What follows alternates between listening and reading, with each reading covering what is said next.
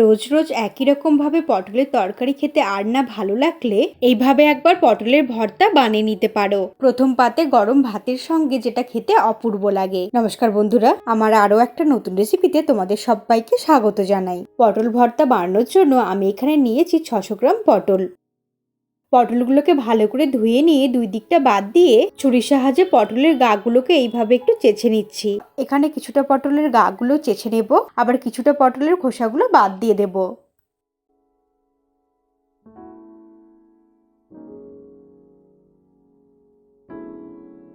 এরপর পটলগুলোকে টুকরো করে কেটে নেব। পটলটাকে একটু বড় করে 4 টুকরো করে কেটে নিচ্ছি।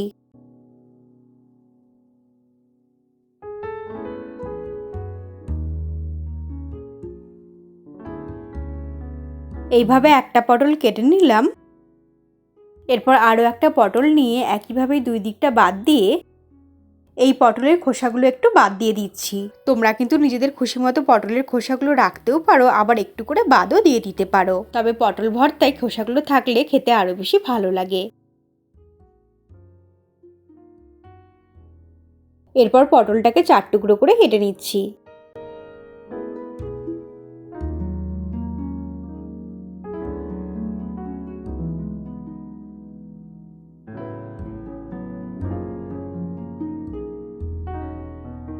একইভাবেই সমস্ত পটলগুলোকে কেটে নিয়ে আবারও ভালো করে ধুয়ে নিয়েছি। কিছুটা পটলের বীজগুলো রেখেছি, আবার কিছুটা বাদ দিয়ে দিয়েছি। নরম পটলের বীজগুলো রেখেছি, আর কিছুটা পাকা পাকা পটলের বীজগুলো ফেলে দিয়েছি। এরপর টুকরো করে কেটে নেওয়া পটলগুলোকে মিক্সির বড়জারটার মধ্যে নিয়ে নিচ্ছি।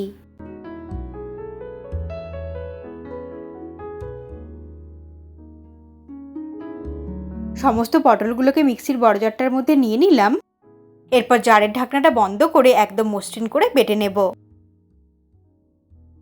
তবে বাটবার সময় প্রয়োজন হলে অল্প একটু জল দিয়ে বেটে নিতে হবে।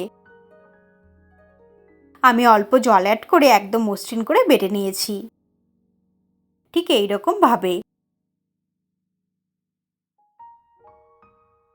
এরপর কড়াই গরম করে নিয়ে নেব 3 চামচের মতো সরষের তেল। তেলটা ভালো মতো গরম হয়ে গেলে ফোড়ন দিয়ে দেবো 1/2 টিস্পুন কালো জিরে, একটা শুকনো লঙ্কা দিয়ে দিলাম, আর দিয়ে দিলাম 8 থেকে 10টা রসুন কুচি। সমস্ত কিছুকে মিডিয়াম ফ্লেমে নাড়াচাড়া করে একটু ভেজে নিতে হবে।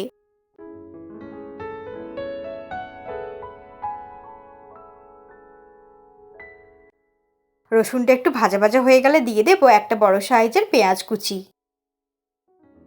পেঁয়াজটাকে সব কিছুর সঙ্গে মিশিয়ে নিয়ে লালচে রং ধরিয়ে 1 থেকে 2 মিনিটের মতো ভেজে নেব। মিডিয়াম ফ্লেমে পেঁয়াজটাকে নাড়াচাড়া করে ভাজা ভাজা করে নিচ্ছি।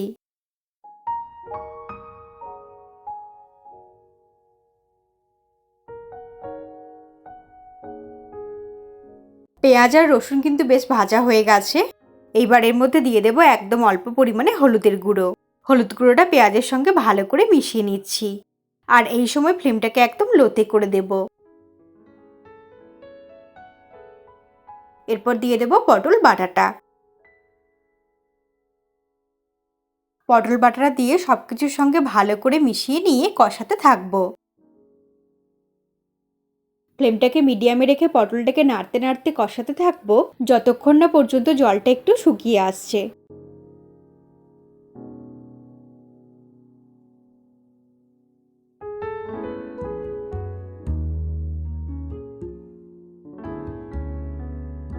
মোটামুটি মিনিট 2-এর মতো নাড়তে নাড়তে পটলটাকে একটু শুকিয়ে নিলাম। এখন এর মধ্যে দিয়ে দিচ্ছি স্বাদ মতো লবণ। লবণ দিয়ে পটলের সঙ্গে খুব ভালো করে মিশিয়ে নিতে হবে।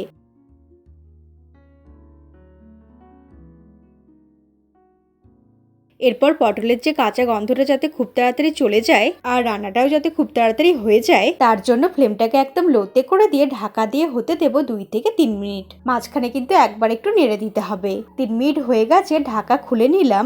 এখন পটলের কালারটা অনেকটা চেঞ্জ হয়ে গেছে আর জলটাও অনেকটা শুকিয়ে এসেছে। আবারও সবকিছুকে একটু নাড়াচাড়া করে নিলাম। এরপর এর মধ্যে দিয়ে দিচ্ছি 1/2 চামচ চিনি, দিয়ে দিচ্ছি 2টো চেরা কাঁচা লঙ্কা, আর দিয়ে দিচ্ছি একদম অল্প পরিমাণে জিরের গুঁড়ো। এরপর পটলের সঙ্গে সবকিছুকে ভালো করে মিশিয়ে নিয়ে আরও কিছুক্ষণ নাড়াচাড়া করতে হবে।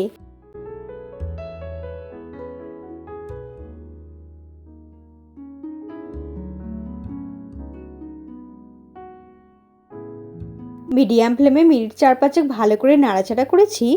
পটলের জলটা অনেকটাই কমে এসেছে। আরও 1 মিনিটের মতো নাড়াচাড়া করলেই কিন্তু এটা একদম তৈরি হয়ে যাবে। যখন দেখবো কড়াইয়ের গায়ে আর লেগে আসছে না, পটলটা পুরো কড়াইয়ের গা থেকে উঠে আসছে, তখন বুঝবো পটলটা হয়ে গেছে। সবশেষে দিয়ে দেবো 1 চামচ কাঁচা সর্ষের তেল। তেলটা দিয়ে এই সময় অবশ্যই ফ্লেমটাকে অফ করে দেব, কারণ এই গরমেই হয়ে যাবে আর কাঁচা তেলের গন্ধটা থাকলে খেতে বেশ ভালো লাগবে। কাঁচা সর্ষের তেলটা খুব ভালো করে মিশিয়ে নিলাম। তৈরি হয়ে গেছে পটলের ভর্তা। এটা গরম ভাতের সঙ্গে খেতে ভীষণই ভালো লাগে। এইভাবে তোমরাও একদিন বাড়িতে বানিও, আশা করি সবার ভীষণই ভালো লাগবে। আর বাড়িতে বানালে কমেন্ট করে জানিও তোমাদের খেয়ে কেমন লেগেছে। আমি আমার চ্যানেলে এইরকম সহজ সহজ রেসিপি দিয়ে থাকি। রেসিপিটা ভালো লাগলে লাইক করে দিও আর চ্যানেলটাকে সাবস্ক্রাইব করে তোমরা আমার পাশেই থেকো। তাহলে এইরকমই হাতের কাছে থাকা উপকরণ দিয়ে টেস্টি টেস্টি খাবারের ভিডিও সবার আগে তোমার কাছেই পৌঁছে যাবে। তোমরা ভালো থেকো আর সুস্থ থেকো। তোমাদের সঙ্গে আবার আমার দেখা হবে নতুন ধরনের কোনো রেসিপির সঙ্গে।